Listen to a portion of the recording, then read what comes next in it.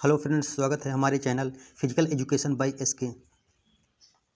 चलिए हमारा आज शुरुआत करेंगे फिजिकल एजुकेशन का क्वेश्चन नंबर 11। पहला क्वेश्चन नंबर 11 है, साइनरथ्रोसिस किस प्रकार के जॉइंट को कहा जाता है? साइनरथ्रोसिस किस प्रकार के जॉइंट को कहा जाता है? तो सामान्यतः जो साइनरथ्रोसिस होती है उसे हम अचल संधि के नाम से जाना जाता है। किस अचल संधि को? अचल संधि को फिक्स जॉइंट के नाम से भी जाना जाता है। ये अधिकतर जैसे सुचर, गोम्फोसिस, ये सब खोपड़ी तथा दांत के सॉकेट में ये जॉइंट पाए जाते हैं। अगर बात करें कार्टिलेजियस जॉइंट, ये अर्धचल संधि के होते हैं जो कार्टिलेज के बने होते हैं। इसमें अधिकतर हायालिन कार्टिलेज पाया जाता है, जैसे वर्टिब्रा में तथा रिप्स और स्टेनम के बीच जो कार्टिलेज पाया जाता है उसे कहते हैं कार्टिलेजियस जॉइंट कहते हैं। बात करें फ्री मूवेबल जॉइंट यानी चल संधियाँ फ्री मूवेबल जॉइंट हो जिसे हम डायरथ्रोसिस के नाम से भी जाना जाता है। डायरथ्रोसिस के नाम से भी जाना जाता है। चलिए अगले क्वेश्चन की ओर बढ़ते हैं। हमारा अगला क्वेश्चन है क्वेश्चन नंबर 12। चल संधि कितने प्रकार की होती हैं? चल संधि कितने प्रकार की होती हैं, अर्थात फ्री मूवेबल जॉइंट कितने प्रकार की होती है? तो इसका सही आंसर हो जाएगा 6 प्रकार की होती हैं। अगर पूछा जाए जॉइंट कितने प्रकार के होते हैं, तो जॉइंट सामान्यतः 3 टाइप के होते हैं। कितने टाइप के होते हैं? 3 टाइप के होते हैं, चल संधि, अचल संधि और अर्धचल संधि। चलिए अगले क्वेश्चन की ओर बढ़ते हैं।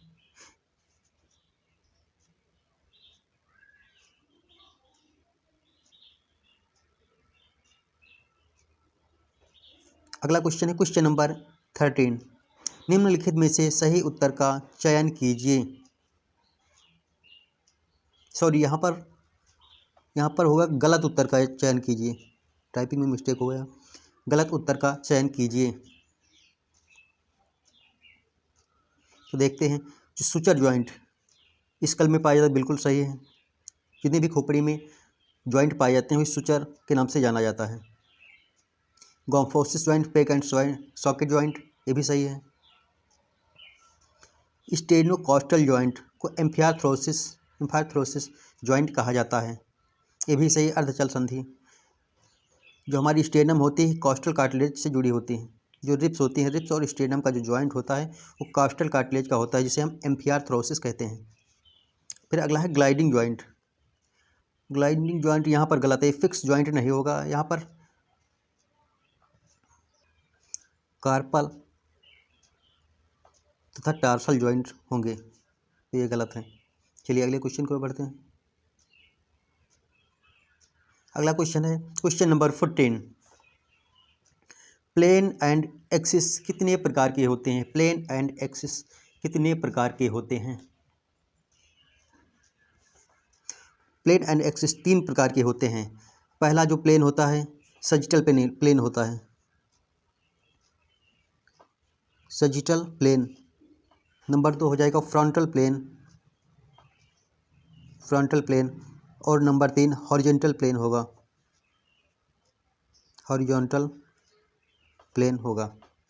पहला sagittal plane, frontal plane, horizontal plane.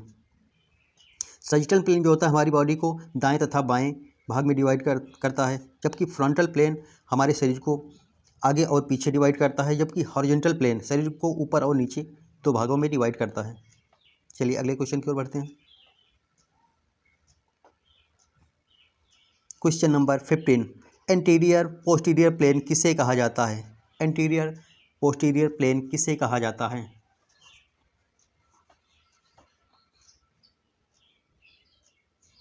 तो इसका सही उत्तर हो जाएगा sagittal plane, option number 3 sagittal plane. Sagittal plane को हम वर्टिकल प्लेन हुआ, मीडियन प्लेन भी कहते हैं। चलिए अगले क्वेश्चन की ओर बढ़ते हैं। Question number 16।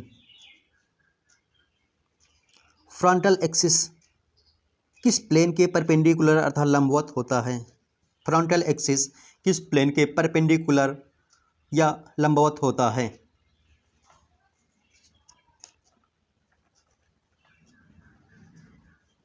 तो इसका सही उत्तर हो जाएगा option number A, frontal plane. Frontal axis, sorry यहाँ हो जाएगा, सॉरी यहाँ पर गलत हो गया, यहाँ पर सजिटल प्लेन होगा। फ्रंटल एक्सिस सजिटल प्लेन के परपेंडिकुलर होता है, परपेंडिकुलर होता है अर्थात लंबवत होता है। चलिए अगले क्वेश्चन की ओर बढ़ते हैं। हमारा अगला क्वेश्चन हो जाएगा क्वेश्चन नंबर 17, वर्टिकल एक्सिस किस प्लेन के परपेंडिकुलर होता है अर्थात लंबवत होता है। वर्टिकल एक्सिस किस प्लेन के परपेंडिकुलर होता है।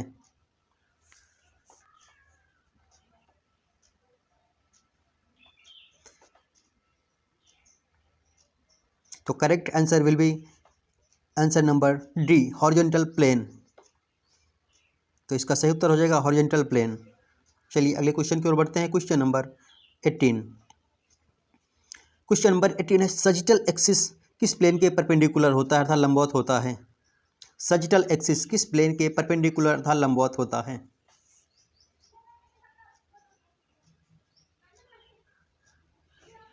तो इसका सही उत्तर हो जाएगा फ्रंटल प्लेन के लंबवत होता है। चलिए अगले क्वेश्चन की ओर बढ़ते हैं। Question number 19,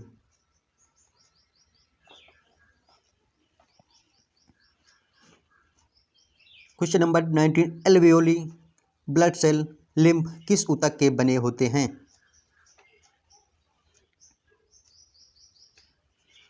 alveoli blood cells lymph किस ऊतक के बने होते हैं। तो correct answer will B squamous tissue.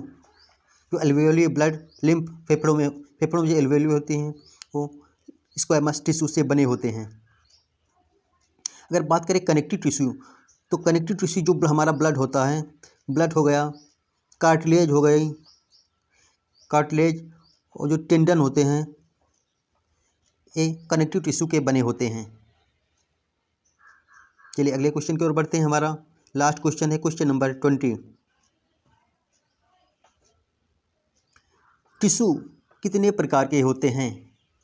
Tissue कितने प्रकार के होते हैं अर्थात ऊतक कितने प्रकार के होते हैं। तो इसका करेक्ट आंसर हो जाएगा आंसर नंबर बी, 6 प्रकार के होते हैं। अगर बात करें ऊतक, तो ये ऊतक सेल के बने होते हैं। ये किसके बने होते हैं, सेल के बने होते हैं।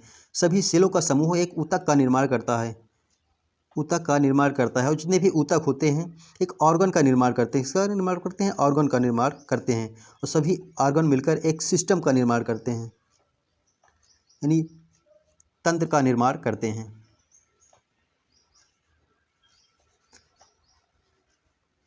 सभी को सीरीज अच्छी लगी हो तो लाइक एंड सब्सक्राइब करें